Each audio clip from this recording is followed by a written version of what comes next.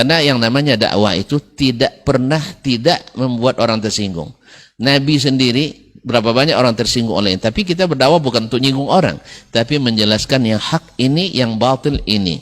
Dan tak mungkin kalau sudah menjelaskan yang hak itu hak, tak mungkin tidak tersinggung. Di masalah apapun. Orang antum lihat dokter, kalau dia jujur kepada orang sakit, bapak sakitnya ini, tersinggung dia, Pak saya sehat walafiat. Bapak bilang saya mandul katanya. Nah, dia terima pada awalnya. Tapi kalau orang yang Allah inginkan kebaikan baginya, dia pikir-pikir lagi, dokter ini ahlinya, saya bukan ahli. Saya merasa sehat, tapi berapa banyak orang merasa sehat ternyata tidak sehat. Berapa banyak orang merasa benar ternyata tidak benar. Berapa banyak awalnya Umar dulu menentang Nabi alaihissalam, tersinggung oleh dakwah Nabi. Dia sesat-sesatkan kita. Dia katakan kita jahil. Dia dia rendahkan para nenek moyang kita. Yang orang-orang hebat dianggapnya tidak berakal dan sebagainya.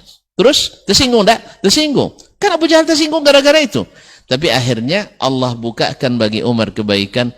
Oh ternyata kita dulu dalam kesalahan. Mereka juga ketika setelah masuk Islam, ya waktu lambat, tapi setelah masuk Islam sambil cerita-cerita santai, alangkah bodohnya kita dulu ya katanya. Kita bikin berhala, kita yang angkat, kita yang ukir, kita yang dudukkan, kita yang berdirikan, kita yang basuh, kita yang lap. Bahkan kita makan, lalu kita sembah. Di mana kehebatannya?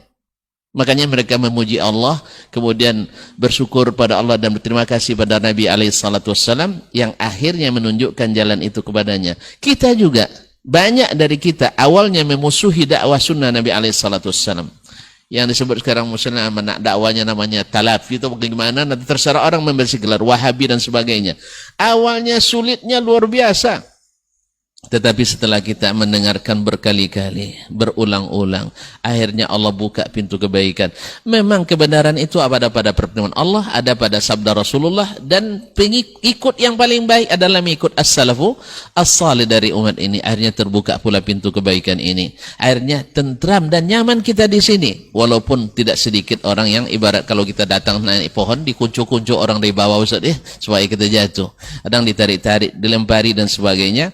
Dan itulah tabiat kebenaran, dan selama dunia ini masih ada, maka antara hak dengan yang batil biasanya tak bisa berdampingan. Cuman ahlul hak itu selalu lebih penyayang dari ahlul batil. Oleh sebab itu kita akan dapatkan ahlul hak, ya, walaupun dicaci dimaki tidak berbalas. Tidak akan ada istilah mempersekusi pengajian dari ahlul hak, tidak ada. Selalu yang mempersekusi itu adalah ahlul ahwa.